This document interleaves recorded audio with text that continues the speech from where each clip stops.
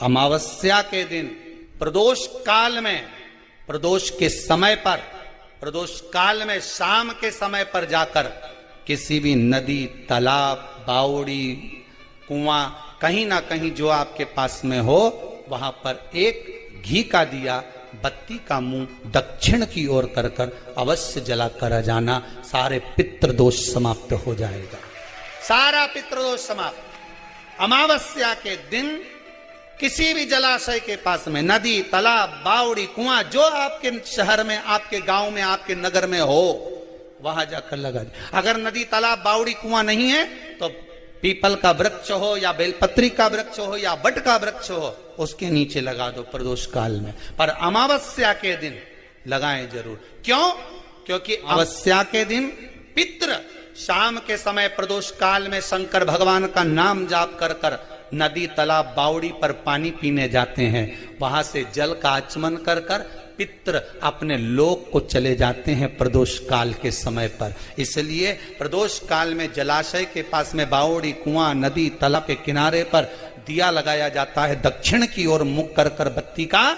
तो पितृ आशीर्वाद देते हुए जाते हैं कि फलो फूलो, आगे बढ़ो, उन्नति करो, तरक्की करो। यह पितरों का आशीर्वाद रहता है,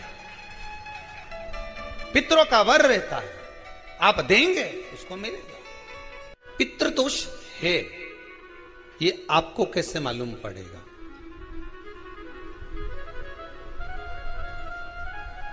पितृ भूखे हैं, इसका तो वर्णन हमने पहले कर दिया कि रात्रि को जब आप सोने के बाद में 1-1.5 घंटे बाद अगर आपकी नींद खुल जाए, 1 घंटा 1.5 घंटा आप सोइए, उसके बाद जो नींद खुली तो 1-1.5 घंटे तक अगर आपको नींद नहीं आ रही है, रात्रि को सोने के बाद में 1 घंटे बाद जब उठे तो आपको प्यास लग गई, भूख लगने लगी, प्यास लगने लगी कि मेरे को पानी पीना पड़ेगा, घबराहट हो रही, पानी पीना पड़ेगा।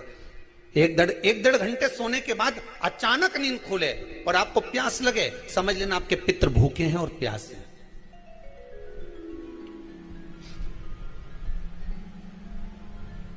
वो भूखे और प्यासे हैं, उनको जल की जरूरत है।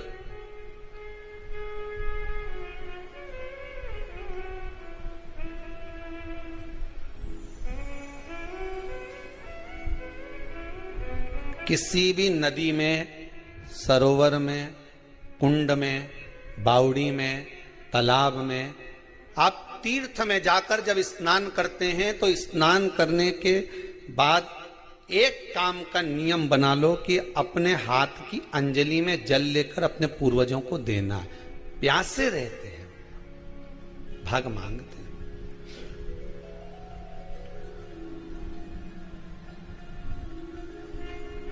भाग प्राप्त करना। 3 वृक्ष पितरों के तुल्य हैं। पहला पीपल, दूसरा बट वृक्ष, तीसरा बेलपत्र का वृक्ष। ये पितरों के तुल्य हैं। अगर आपको रात्रि में नींद नहीं आ रही है, ऐसा लगता है कि रात्रि को 1 घंटा 1.5 घंटा सोने के बाद कुछ गलत गलत विचार आने लगते हैं, नींद सुबह 3 बजे तक, 4 बजे तक नहीं आती, 4 बजे के बाद फिर नींद आती है, तो एक प्रैक्टिकल जरूर कर कर देखना। एक प्रैक्टिकल करने में क्या जाता है? प्रयास करने में क्या कुछ जाता है क्या?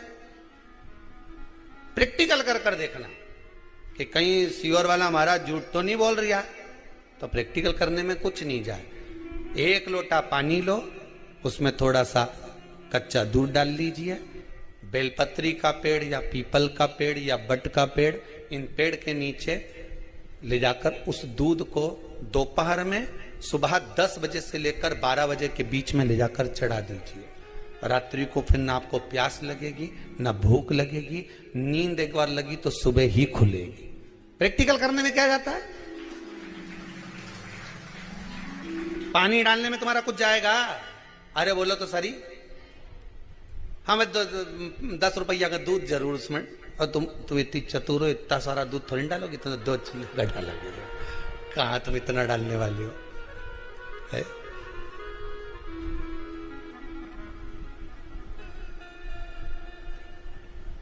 प्रैक्टिकल करने में क्या जाता है?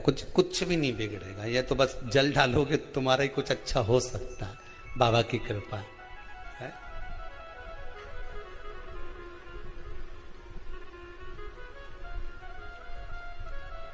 तीन वृक्ष पितरों के तुल्य हैं।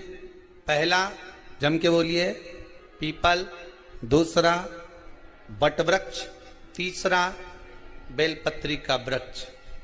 तीन पीपल के वृक्ष में 52,000 ब्राह्मण एक साथ निवास करते हैं, इसलिए पितृतुल्य।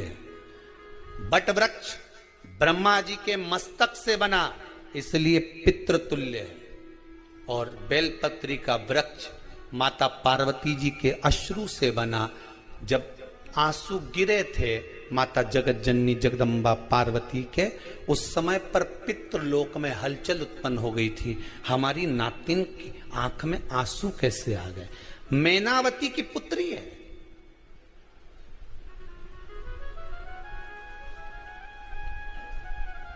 पितरों की नातिन, इसकी अश्रु कैसे गिर गए?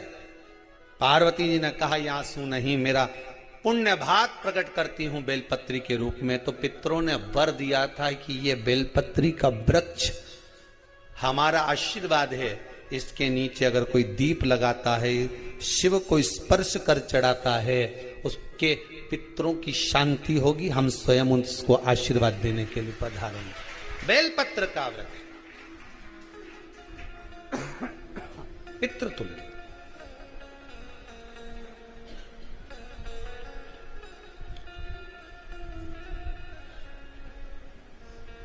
तो रात्रि को अगर भूख लग रही है, प्यास लग रही है, तो पितृदोष।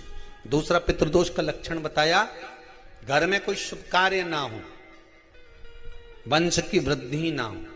1 रुपये कमाओ, 1.25 रुपये खर्च हो रहे हैं, पैसा 10 जगह से कमाई आ रही है पर घर में टिक नहीं पा रही है, आया गया, पितृदोष। जरा सी कटोरी पड़ी है, उसके पीछे विवाद चालू हो जाए, पानी ढुल गया, उसके पीछे विवाद हो जाए, या छोटी छोटी बात में घर में क्लेश मचा हुआ है, पितृदोष है। समझ लो हमारे पूर्वज हमसे खुश नहीं है, प्रसन्न नहीं। मौका लग जाए, सारी दुनिया के लोग तुमसे कह रहे हैं तेरे घर में पितृदोष है, 1 रुपये कमाते हो, 1.25 रुपये खर्च होता था, मानसिक टेंशन बना रहता है।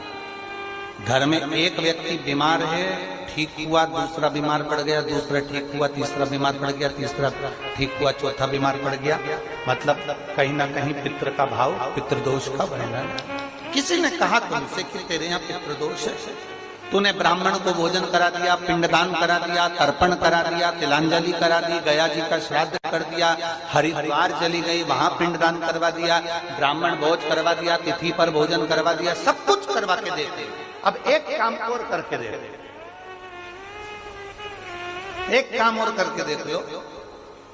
जब तुम घर में भगवान शंकर की आरती, तुम्हारे घर में शंकर जी का शिवलिंग है, भले काय का भी हो, छोटा सा, भले सियोर का कंकर शंकर हो, नर्मदा का कंकर हो, चाहे शंकर पारक के हो, पीतल के हो, स्टील के हो, लकड़ी के हो, जिसके भी हो, लोहे के हो, पाषाण के हो, जिसके भी हो, शंकर का शिवलिंग अगर हमारे घर में है और आप रोज प्रतिदिन भगवान की आरती करते हो, प्रतिदिन, और आपको लग रहा है कि